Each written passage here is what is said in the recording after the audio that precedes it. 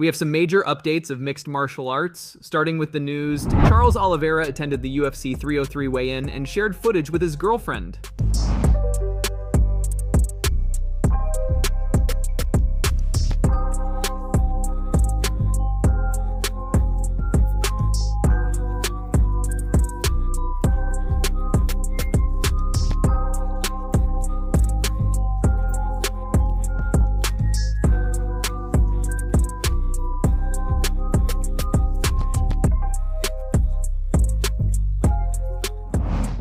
Two Russian fighters started attacking each other while talking.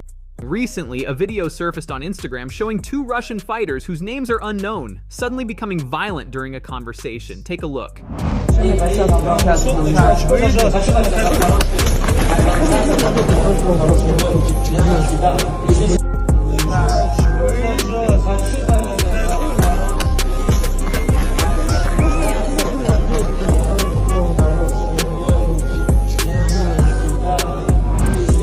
Michael Chandler revealed that the Conor fight could happen sooner than people think. After the fight with Conor at UFC 303 was canceled, this is the first time we're seeing such a statement from Chandler. Additionally, Chandler revealed that talks are happening and he's meeting with the UFC tonight. I signed a contract that said I would be at UFC 303, so I'm a man of my word and I showed up to UFC 303. So obviously it's International Fight Week.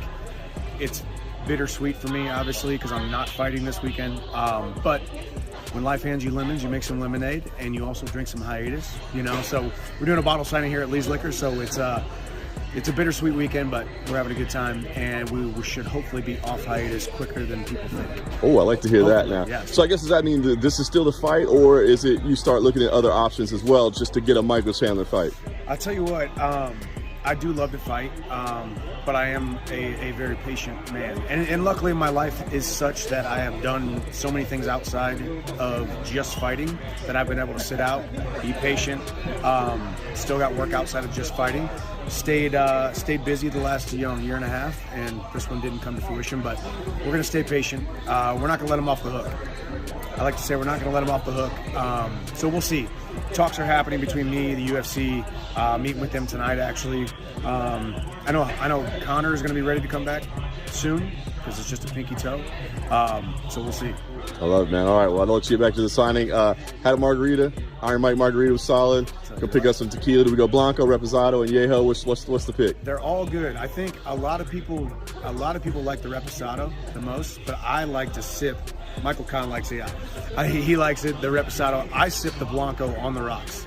Blanco on the rocks with a little orange twist, sipping tequila. I love it. Stephen Anthony Smith believes Jon Jones would easily defeat Alex Pereira if they were to fight each other in future. Could you imagine Alex Pereira versus Jon Jones? No! Stop it! Stop! Boy, don't you start building fantasy. Stop it! Don't you start building fantasy. We're talking about box office. Oh, let me tell you. Can I say this? Can I say this for the record? Let me say this to both of y'all. Jon Bones Jones is the greatest ever, in my opinion. And I'm telling you something right now. He will take Pereira out inside of 2 rounds. And he won't. And you know what? And he won't throw a punch. He won't throw a punch. He ain't trying to sit up there and box. Better not. You understand what I'm saying? And strike. He ain't trying to do that. It will not be via a punch. I'm telling you right now. He will take him out. He can't mess with Jon Bones Jones. I'm telling you that right now. Dana White revealed a pretty interesting story about Jiri Prochazka. As most of you probably know, Prochazka's MMA training methods are different from other fighters. Dana White has made a revelation about this. During an interview with Oscar Willis, Dana said that Prochazka went into a shed for 3 days without water or food to meditate when he found out that they said the Alex fight was available. This illustrates Prochazka's intense mental and spiritual preparation for the potential fight. Bit of a question heading into UFC 303. Do the commission test for witchcraft and sorcery? I don't know. I love that shit, though. So when Jiri found out about the fight, apparently he goes into a shed for 3 days. No water, no food, no nothing, and prays or meditates, whatever he does. So apparently his coach went and banged on the door and told him that this fight was available, and he said something to the effect of, if this is what the universe wants, you know. So he is that dude. So he sees him doing this Charmin stuff and whatever, or Sharma, or I don't know what it is, but he's like, yeah, no, he's using, this is unfair. He's using witchcraft or whatever, black magic, and it is just another reason that this fight is so awesome. Conor McGregor just went off on Khabib and accuses him and his team of holding drug testers hostage. Recently, you might remember there was a terrorist attack in Russia where it was alleged that one of Khabib's friends was involved, leading to recent raids by Russian security forces on Khabib's gym. Seeing this, Conor McGregor has become incensed and started making some shocking claims.